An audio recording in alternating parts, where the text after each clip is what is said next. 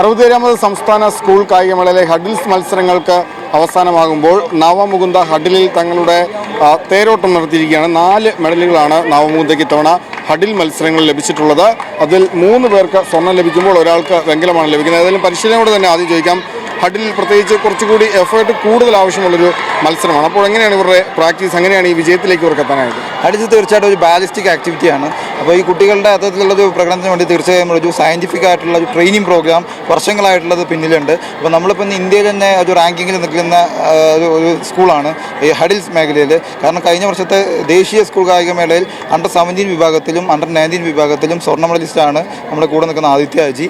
ഇപ്പോൾ ഈ നടന്ന സംസ്ഥാന സ്കൂൾ കായികമേളയുടെ സീനിയർ വിഭാഗം അണ്ടർ-19 ബോയ്സിൻ്റെ 110 മീറ്റർ ഹഡിൽസിൽ റെക്കോർഡ് ഭേദിച്ച ഫസലിലൊക്കെ നമ്മുടെ കൂടെ ഉണ്ട്. ഇവരൊക്കെ തന്നെയാണ് നമ്മുടെ ഏറ്റവും കൂടുതൽ ശക്തി എന്ന് പറയുന്നത്. അപ്പോൾ ഇതിൽ കൂടുതൽ നമുക്ക് ഇനി ഒരു പെർഫോമൻസിലേക്ക് വരണം എന്നുണ്ടെങ്കിൽ നമ്മുടെ സ്കൂളിലെ ഒരു മെച്ചപ്പെട്ട ഫെസിലിറ്റി ആ ഫെസിലിറ്റി നമുക്ക് കുറച്ചും കൂടി മെച്ചപ്പെടുത്തി സർക്കാരും കായിക മന്ത്രിയും വിദ്യാഭ്യാസ മന്ത്രിയും ഒക്കെ നമുക്ക് അനുകൂലമായി നിൽക്കുകയാണെങ്കിൽ ഇതിലും നല്ല മെച്ചപ്പെട്ട പ്രകടനങ്ങൾ നമുക്ക് കാഴ്ചവെക്കുക എന്നുള്ള ആത്മവിശ്വാസത്തിലാണ് ഞങ്ങൾ പരിശീലിക്കുന്നത്. അതിലും ആദിത്യക്ക് ഇത് ഇരട്ടി മധുരമാണ്. കഴിഞ്ഞ ദിവസം 100 മീറ്ററിൽ സ്വർണം ലഭിക്കുന്നു.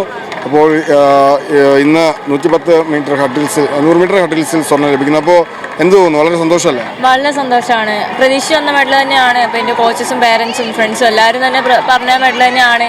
അതിൽ ഒരുപാട് സന്തോഷമുണ്ട്. ഇനി നാളത്തെ 200 മീറ്ററിനും ഫസ്റ്റ് വരുമെന്ന് തന്നെ ഞാൻ പ്രതീക്ഷിക്കുന്നു. അപ്പം ഇനി ദേശീയ മീറ്റിൽ ഇപ്പോൾ റെക്കോർഡ് നേടാൻ സാധിച്ചില്ല, പക്ഷേ ദേശീയ മീറ്റിലേക്ക് പോകുമ്പോൾ റെക്കോർഡ് തന്നെയല്ലേ ലക്ഷ്യം? ആ റെക്കോർഡ് തന്നെയാണ് ലക്ഷ്യം. ഈ സ്റ്റേറ്റ് മീറ്റ് ആണെങ്കിലും റെക്കോർഡ് എടുക്കണം എന്നൊരു രീതിയിൽ തന്നെയാണ് വന്നത്. പിന്നെ എൻ്റെ കോമ്പറ്റീഷൻ ഷെഡ്യൂൾ, അതായത് ഞങ്ങളുടെ സബ് ജില്ല കഴിഞ്ഞപാട് ഞങ്ങൾക്ക് ജൂനിയർ നാഷണൽസ് കഴിഞ്ഞ ഉടനെ ഞങ്ങളുടെ ഈ സ്റ്റേറ്റ് ഡിസ്ട്രിക്റ്റ് വന്നിരുന്നു. അത് കഴിഞ്ഞ് അതിന് ഒരു ദിവസത്തെ ഗ്യാപ്പ് മാത്രമേ ഞങ്ങൾക്ക് ഈ സ്റ്റേറ്റിന് ഉണ്ടായുള്ളൂ.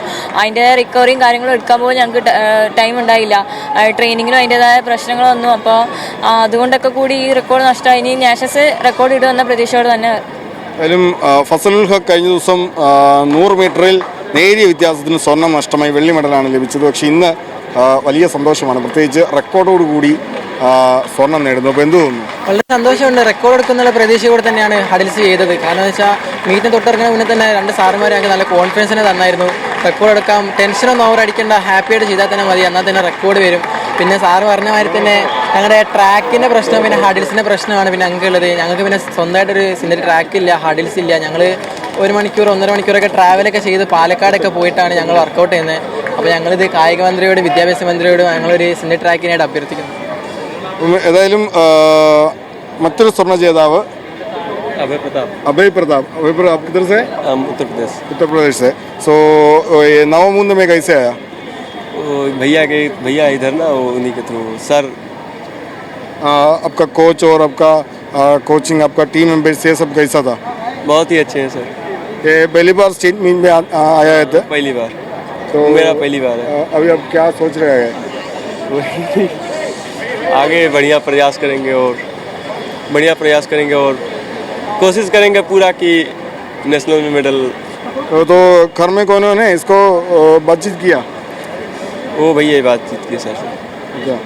ഈ അഭയ് ഉത്തർപ്രദേശുകാരനാണ്. സ്വർണ്ണ മെഡൽ ലഭിക്കുന്നു. ഇനി വെങ്കല മെഡൽ ലഭിച്ച ഒരാൾ കൂടിയുണ്ട്. അപ്പോൾ ഇത്തവണ വെങ്കലമാണ്, പക്ഷേ വരും വർഷങ്ങളിൽ കൂടുതൽ മികവ്, അല്ലെങ്കിൽ അടുത്ത ലെവലിലേക്ക് പോകുമ്പോൾ കൂടുതൽ പരിശീലനമൊക്കെ തന്നെ ആയിരിക്കുമല്ലോ ലക്ഷ്യം? അതെ. ഇന്ത്യ ഒരു സ്റ്റേറ്റ് ഗോൾഡ് തന്നെ പ്രതീക്ഷിച്ചിട്ടാണ് വന്നത്. സാഹചര്യം കൊണ്ട് ബ്രോൺസായി പോയി. അപ്പം ഇപ്പം ഏത് വിഭാഗത്തിലാണ് മത്സരിച്ചത്? ഞാൻ സബ് ജൂനിയർ. അപ്പോൾ ജൂനിയറിലേക്ക് അടുത്ത വർഷം സബ് ജൂനിയർ തന്നെയാണോ? അല്ല, അടുത്ത പ്രാവശ്യം ജൂനിയർ ആണ്. ജൂനിയറിലേക്ക് വർഷം ഗോൾഡ് അടിക്കും അടുത്ത വർഷം.